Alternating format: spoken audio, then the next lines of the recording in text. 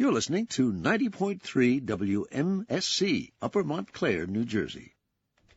And welcome back to the News Commons Radio Hour. I'm your host, Joe Amditis, and I'm here in studio with Carla Baranakis and Joan Verdon, who's a retail reporter for The Record. Do you call it The Record now? We still call it The Record, NorthJersey.com? What do you prefer, Joan? Well, now they'd like us to say The Record, NorthJersey.com, and the USA Today Network. Oh, of course, yes. Okay. Just as a mouthful as we have. Right, exactly. USA Today Network, New Jersey, I should add. Okay, so Joan, thank you so much for coming here. Tell us what it means to be a retail reporter for those of us who may not be familiar. What does that mean? Basically, when people call me up with story pitches, I say, if you can buy it or sell it, I can write about it. Okay, but that's not totally accurate. But I cover, store chains, malls, trends and how people spend money. This time of year, it's sort of like our Super Bowl season, our World Series season. Yeah. This is the time when all the retailers have to be on their A game, and there's everything happening. So it's sort of the busy, crazy time of year for us. Yeah, the postseason starts on Black Friday, right? Lead up to the postseason playoffs on Black Friday goes. Exactly. And this year it looks like people are out there spending, and retailers are pretty happy. And I had one analyst tell me recently, if you're a retailer and you can't make money this Christmas, you should get out of business. And one thing we watch for is who's not making money this Christmas season, because those usually are the ones who file for bankruptcy early the next year. So what are you seeing? I mean, you don't have to give away the secret to your reporting here, but who's not making money this year? What are you seeing? The big one everybody is sort of watching on the death watch is Sears. They've been shrinking, closing stores, and most people are betting that this may be their last Christmas. What I remember, correct me if I'm wrong here, but Sears is also mulling big bonuses for the CEOs as they're about to leave, right? Is that Sears? Pretty typical Yeah, of most retailers when they're filing for bankruptcy or closing stores. Unfortunately, you've been covering this beat for a long time. Is that something in particular that in your view has gone up lately? Is that just sort of always been par for the course when a company's about to go under, the parachutes, the golden parachutes come out? It is unfortunately. The rank and file store workers get hurt the most. Yeah. And when Toys R Us closed all of their stores, the store workers didn't even get any severance at all. That's what I had in mind. Yeah. It seems to be somewhat of an evergreen headline there. We also have Carla Baranakis in the studio with us today. Carla, do you want to jump in here? And you're a longtime reporter as well. I am green and wet behind the ears and all those other sayings. I would love to hear you jump in here. Sure.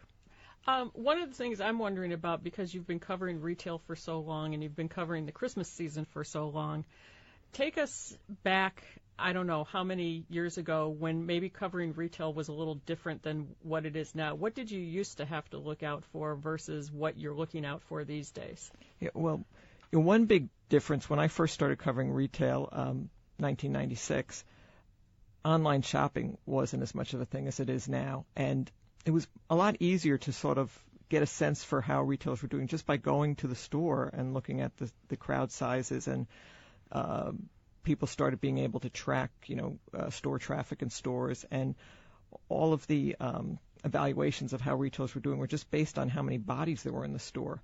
Now, somebody in the store might be browsing, and then walk out and buy something online, or go home and buy it online. And so a person's presence in the store doesn't even tell you if they bought it, if they're not buying it. So that's changed a lot. And also, since 1996, there just are so many more places to shop, not just adding online, but when I first started as a retail reporter, there were no Walmarts in northern New Jersey, believe it or not. That sounds amazing. There were no Targets. I was covered when the first Target opened. I take that back.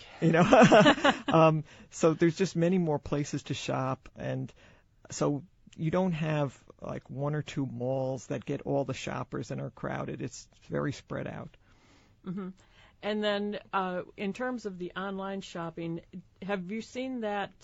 I mean, it's obviously increased over the years, but has it like shot up like a rocket, or did it slowly go up and then shoot up like a rocket, or it started out very slowly? And I remember, there were a lot of stories at the end of the 90s and early 2000s, will people ever be willing to give their credit card over online? Or people are, and we were actually interviewing people who said, I'm scared to buy online. I'm scared to buy online.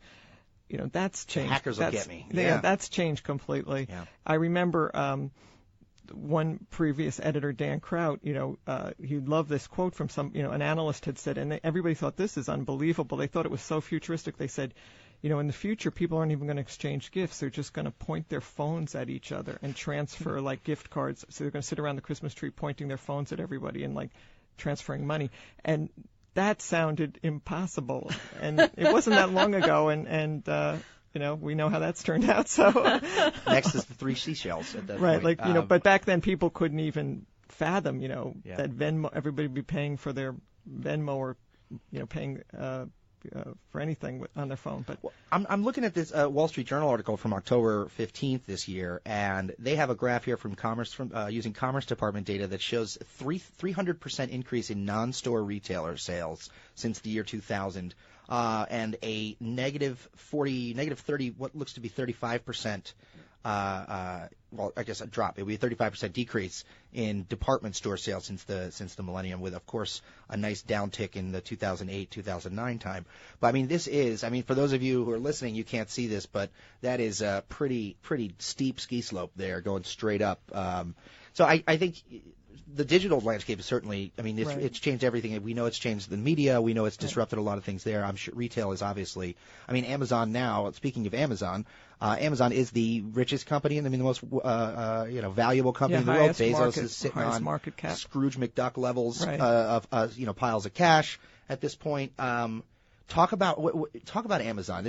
Amazon's been in the news, and specifically in New Jersey lately. You worked on a story with your colleagues, for the record, for the USA Today Network story, about what just happened at Amazon. But I want to start maybe even on a lighter tone. I want to talk about a story you wrote about the process of ordering a Christmas tree. We are reaching peak capitalism here.